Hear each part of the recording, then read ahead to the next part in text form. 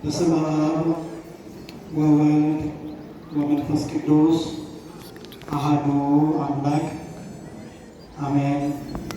ብፁዕ አባታችን ብፁዕ አቡነ ቀሌምንጦስ የሰሜን ሸዋ ሀገረ ስብከት ሊቀ ጳጳስና በመንበረ ፓትርያርክ ጠቅላይ ቤተ ክህነት የሰንበት ትምህርት ቤቶች ማደራጃ መምሪያ የበላይ ሊቀ ጳጳስ የቅዱስ ሲኖዶስ አባል ክቡር መጋቤ ሐዲስ መምህር ንቃተ አባቡ የሰሜን ሸዋ ሀገረ ስብከት ዋና ስራ አስኪያጅ፣ ክቡር አባታችን መላከ ምሕረት ቆሞስ አባ ጌዴዎን ጢሞቴዎስ በአዲስ አበባ ቅድስት ሥላሴ መንፈሳዊ ዩኒቨርሲቲ ኮሌጅ የነገረ መለኮት መምህር፣ ክቡር ሊቀ ሊቃውንት የኔታ ነቢየ ልዑል አዳሙ በጻድቃኔ ደብረ ምጥማቅ ቅድስት ማርያም ቤተ ክርስቲያን የአራቱ ጉባኤያት ምስክር መምህር፣ ክቡራን የሀገረ ስብከቱ የወረዳው ልዩ ልዩ የመምሪያ ኃላፊዎች፣ ክቡራን የአድባራትና የገዳማት አስተዳዳሪዎች፣ ሌሊቱን ስታመሰግኑ ያደራችሁ አባቶች፣ ሊቃውንተ ቤተ ክርስቲያን ያሬዳውያን፣ ክቡራን መምህራነ ወንጌል፣ ሰባክያነ ወንጌል፣ ክቡራን ዘማሪያን፣ ክቡራን የደብሩ ሰንበት ትምህርት ቤት መዘምራን፣ ክቡራን የእግዚአብሔር ልጆች ከሩቅም ከቅርብም የመጣችሁ ሁላችሁም በልዑል እግዚአብሔር ስም እንደምን አደራችሁ? እንደምን አረፈዳችሁ?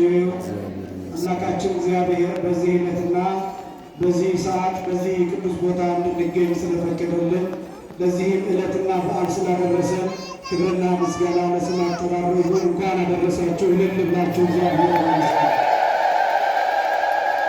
በውስን ደቂቃዎች ከሰዓቱ አንጻር የአብርሃም ድንኳን በሚል ርዕስ ቆይታ የዛሬው በዓል በመጽሐፍ ቅዱስ ውስጥ መጽሐፍ ቅዱሳዊ መሠረቱ ኦሪት ዘፍጥረት ምዕራፍ 18 እና ኦሪት ዘፍጥረት ምዕራፍ 22 ላይ ያለ ይዘት የምናከብረው በዓል እርሱ ነው። በአጠቃላይ ጥር 7 ሆነ ዛሬ የምናከብረው መጽሐፍ ቅዱሳዊ መሠረቱ ከኦሪት ዘፍጥረት ምዕራፍ 11 ጀምሮ እስከ ኦሪት ዘፍጥረት ምዕራፍ 22 መጨረሻ ድረስ ያለውን ታሪክን የምናከብረው በዓሉ እጅግ በጣም ሰፊ ነው። እኔ ኦሪት ዘፍጥረት ምዕራፍ 18 ላይ ብቻ መሰረት አድርጌ በጥቂት ደቂቃዎች የአብርሃም ድንኳን በሚል ርዕስ ቆይታ እናደርጋለን። የአብርሃም ድንኳን በሚል ርዕስ ለመናገር የወደድኩበት ምክንያት የአብርሃም ድንኳን የተደረገባት ምስጢራት እጅግ በጣም ሰፊ ስለሆኑና እነሱን ይዘን ወደ ቤታችን እንድንሄድ ስለፈለኩ ነው። በአጭሩ አምስቱ አዕማደ ምስጢራት በአብርሃም ድንኳን ውስጥ ተከናውነዋል። ኦሪት ዘፍጥረት ምዕራፍ 18 ላይ አጠቃላይ ሀሳቦቹ እነዚህን አምስቱን አዕማደ ምስጢራት የምስጢራት ምሰሶዎች የሚገልጡ ናቸው። አብርሃም በሁለት ስሞች የሚታወቅ ነው። አብርሃምና አብርሃም ተብሎ አብርሃም ማለት አበው ሁዳን የጥቂቶች አባት ማለት ነው። አብርሃም ማለት የብዙዎች አባት ማለት ነው። ከመጠራቱ በፊት አብርሃም ይባል ነበር። ከተጠራ በኋላ አብርሃም ተብሎ አብርሃም የተጠራበት የመጽሐፍ ቅዱስ ታሪክ ኦሪት ዘፍጥረት ምዕራፍ 12 ከቁጥር 1 ጀምሮ እናገኘዋለን። አባቶቻችን እንደሚነግሩን አብርሃም ከጥንት ከቅድመ አያቶቹ ጀምሮ የጣዖት አምላኪ ቤተሰብ የነበረ ሰው ነው። እንደሚታወቀው ለምሳሌ ሴሩ ተብሎ የሚጠራ የአብርሃም ቅድመ አያት የነበረው ጣዖት ያመልክ የነበረ ሰው ነው። ይህም ጣዖት ማምለክ የጀመረበት ምክንያት አንድ ብሉ የሚባል እጅግ በጣም የሚወደው ልጅ ነበር ከእርሱ የማይለየው። ነገር ግን ወእንዘ በቆሙ ተመስጠ ሕፃን ይላል። ገና በሕፃንነቱ ሞተበትም። በዚህ ምክንያት በድኑን ታቅፎ የማያስቀብር ሆነ፣ የማይበላ ሆነ፣ የማይጠጣ ሆነ። ዘመዶቹ ወዳጆቹ መጥተው ለምንድን ነው የማትበላው የማትጠጣው ይሉታል። ከልጅ አልለይም ይላቸዋል።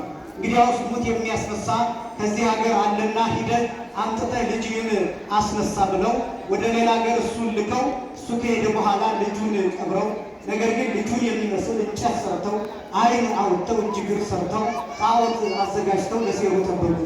ሴሩት ደግሞ ሲመለስ ሙት የሚያስነሳ አጥቶ ሲመለስ አንተ በከንቱ ደከምክ እንጂ ልጅ ከሞት ተነስቶልሃል አሉ። የት አለ አላቸው። ይዘውት ሄዱ። የጠረቡትን እንጨት አሳዩት። ዓይን አውጥተው እጅ አውጥተው እግር አውጥተው ልብስ አልብሰው ቀለም ቀብተው አሳዩት። ሴሩ ያንን ተመለከተ። አንተ ልጄ ብሎ ነህ ብሎ ጠየቀው። በእንጨቱ ያደረው በጣዖቱ ያደረው ጋኔን ሰይጣን አዎ አለ።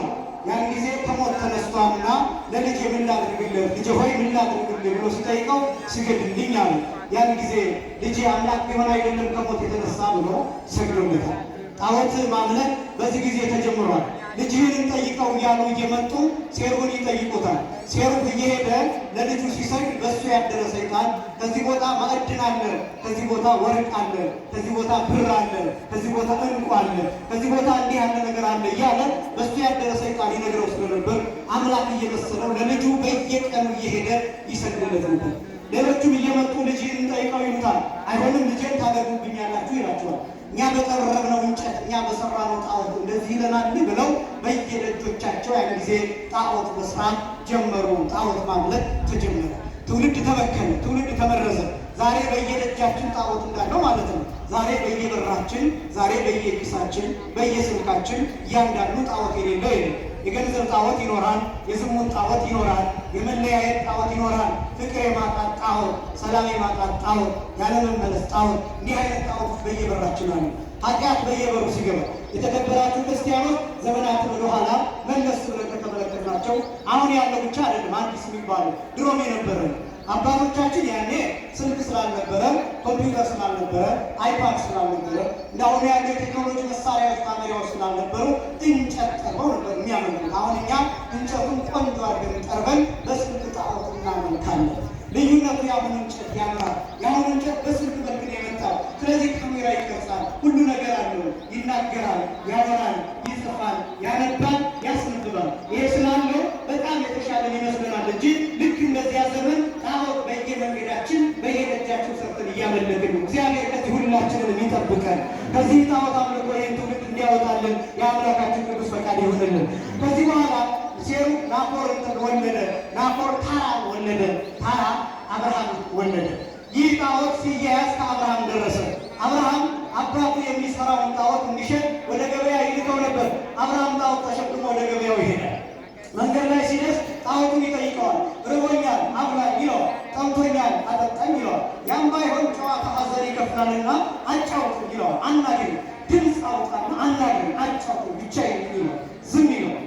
ሄድና ገበያ ሲደርስ አብርሃም ከፍ ያለ ቦታ ሆኖ ድምፁን አሰምቶ ይናገራል። ዓይን እያለው ማያይ፣ ጆሮ እያለው ማይሰማ፣ አፍ እያለው ማይናገር፣ እጅ እያለው ማይዳስስ፣ እግር እያለው ማይሄድ አምላክ አለላችሁ ግዙ ብሎ አብርሃም አሰምቶ ይናገራል። አብርሃም አስቀድሞ ይህንን ተረድቷል። በጣም ብዙዎቹ ይህንን ሲሰሙ ምን አይነት ጅል ነው፣ ምን አይነት ሞኝ ነው፣ እሱ የሚሰጠውን አምላክ ማን አምላክ ብሎ ይገዛዋል፣ እሱ የሚያራቅሰውን ዕቃ ማን ይገዛል ብለው ነገሩን እንደዋዛ ያዩበት ነበር። አብርሃም ጣዖቱ ሳይሸጥለት ተመለሰ። ወደ መንገድ ሲደርስ አሁንም ጠየቀው። ርቦኛል አብላኝ፣ ጠምቶኛል አጠጣኝ፣ ያም ባይሆን ጨዋታ ሐዘን ይከፍላልና አጫውተኝ አለ። ያን ጊዜም ዝም አለ። አብርሃም አንድ ሀሳብ አሰበ። እንዲያው ሲሄድ ባገላብጠው እንጨት አይደለምን? በዕለተ ሰሉስ ማክሰኞ ቀን እንደማንኛውም የተፈጠረ የዛፍ ቁራጭ አይደለምን? ስለዚህ ለምን አልሰራውም ብሎ አብርሃም ከላይ ድንጋይ ከታች ድንጋይ አድርጎ ጣዖቱን ቀጥቅጦ ሰበረው። የአብርሃም ተርኒንግ ፖይንት የሚባለው በእናንተ ቋንቋ የመታጠፊያ ቦታ የሚባለው ይሄ። አብርሃም ከዚህ ሰዓት ጀምሮ መጠየቅ ጀመረ። ማነው አምላክ ማለት ጀመረ። ማነው ፈጣሪ? ማነው የማይሰብር? በእንጨት በድንጋይ ሲቀጠቅጡት የማይቀጠቀጥ ሲገሉት የማይሞት ማነው? ዓይን ካለው ማየት የሚችል፣ እጅ ካለው ደግሞ መዳሰስ የሚችል፣ እግር